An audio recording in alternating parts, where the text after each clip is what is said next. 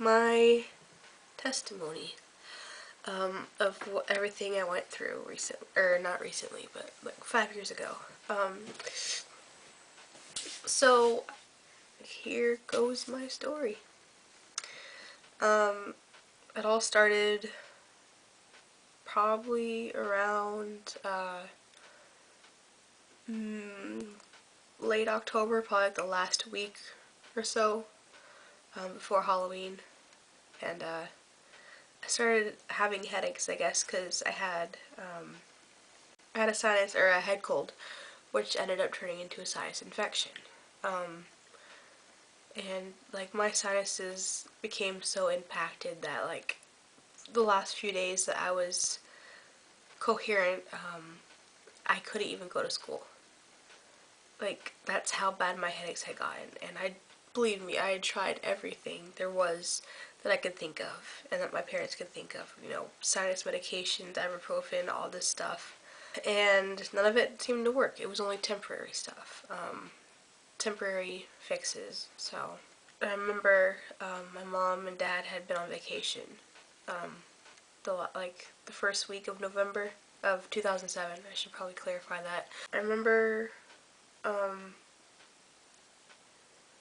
getting a call from my mom, just asking how I was because she knew that I wasn't feeling all that well. And I told her, I said, I'm not doing any better, Mom.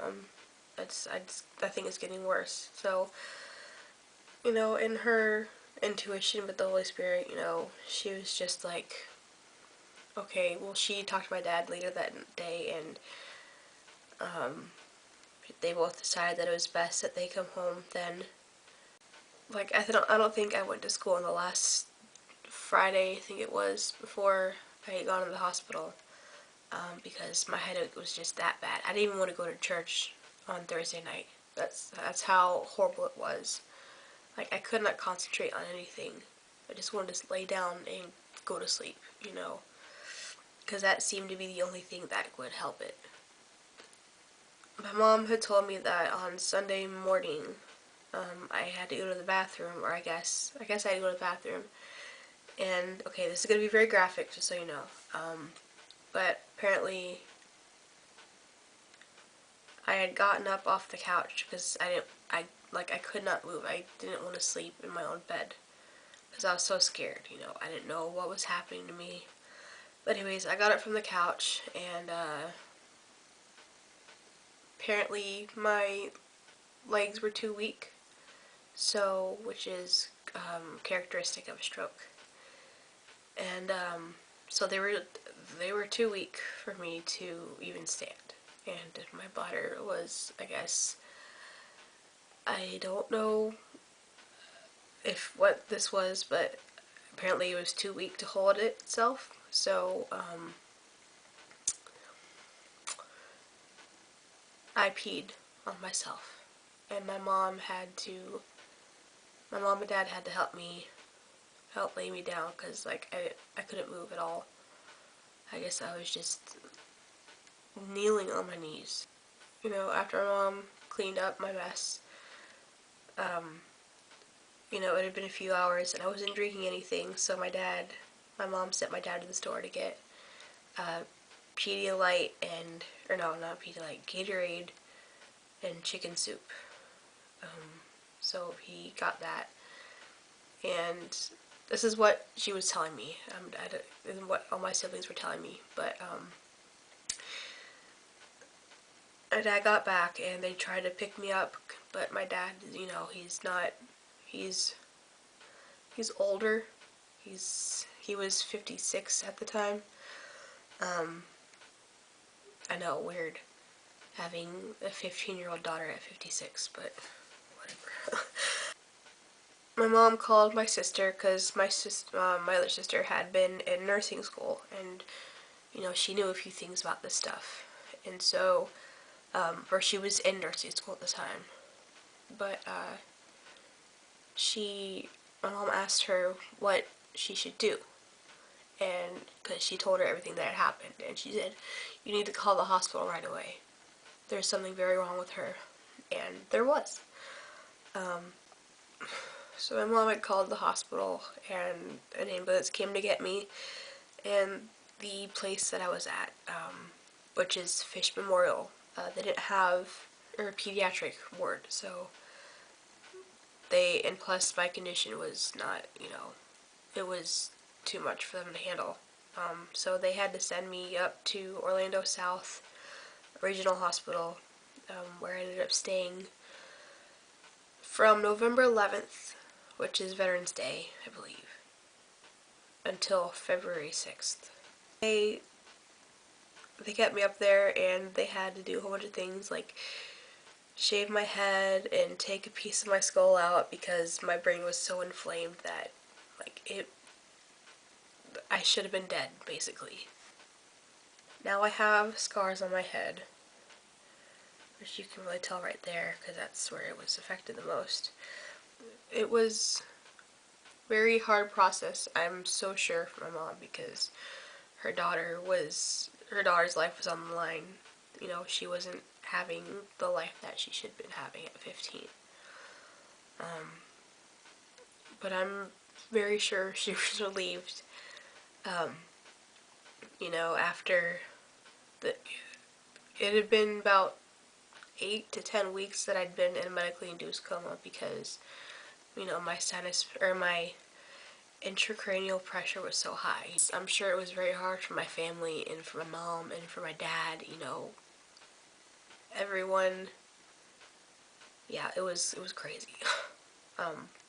But I finally got out of my coma after 8 to 10 weeks, and a few days or like a few hours had gone by, because I think I finally woke up, at around sometime after dinner time, so it was dark out, and plus it was winter time, so I think it was New Year's Eve or New Year's Day, maybe a few days before. And I had no idea that I didn't know what was going on around me, why I was there, I was at the mercy of God. But I woke up and, maybe a day had gone by and I saw my best friend and I started crying because I remembered her. And it may seem like crazy to you guys, but I didn't know what was going on. I thought it was the very next day, because to me, I wasn't awake for any of it. So it never occurred to me that 2 months had gone by. But when I saw her, I started crying. And I'm crying now. But it was the fact of knowing that someone cared for me as much as she did was, unbelievable. It was insane to see her and her family, or her mom and her sister and brother, because her mom's boyfriend was obviously working a lot. But, it was a relief to see her there. And I know I'm going around about this, but it was, yeah. So finally, a few weeks had gone by, and it was my birthday. I spent my 16th birthday, my sweet 16, in the hospital. At least I was spending my sweet 16 somewhere other than heaven or hell. I don't know. But, yeah. So it was February 6th when my birthday is on February 1st, and it was finally February 6th by the time I got out of that place. But I was moved to a different place, which was Brooks Rehab up in Jacksonville. And I spent a little bit over a month there, probably about 6 weeks, with my mom. It was an in-house facility, so we lived there in our own little room. It's pathetic, right? But, no, the physical therapists, they nurtured me back to health, and they brought me to somewhat of where I used to be. Nowhere near, but still. When I left there, I was still in a wheelchair. but I had my walker and I kept working at it, which was, when I left there, it was March 19th, and which is also my dad's birthday. But when I left there, I had my walker and my wheelchair, and that's all I really needed. I mean, I had my stuff with me, of course, but that's beside the point. But yeah, the whole reason I'm saying this is because I had a stroke at 15, and it was not caused by anything in particular, except for the fact that it was a freak accident that I had a stroke due to a sinus infection. And that is a very rare case.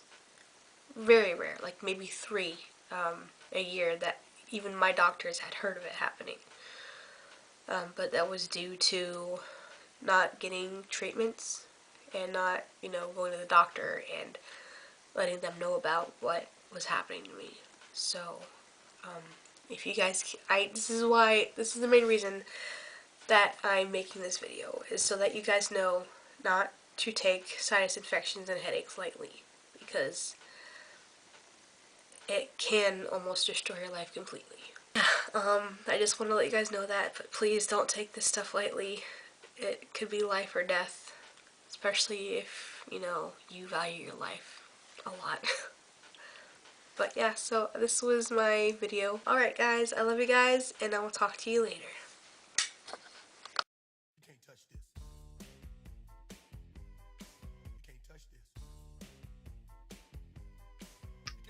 One more thing that I forgot to mention during this video, because I was so rushed for time that I thought I didn't think to mention these 2 people. They are basically my second parents, even though I have only known them for a short amount of time, about probably almost 6 years now, almost 7 actually. But yeah, they are the people who basically took me in, even though I was still living at home.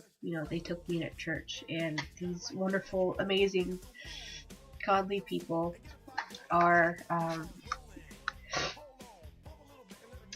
Reggie and Gina Parker. They are in my hearts forever. And yeah, he especially, I remember one time distinctly that it was time for me to eat after I'd woken up from my coma, and there was a pom-pom in my room from Orlando Magic, the team, and so it was time for me to eat, and he took that thing down and he cheered me on. He's like, "You can do it, Missy, you can eat that." God, I love him so much. But yeah, I'm gonna go now before I snot all over myself. Alright guys, I'll talk to you later.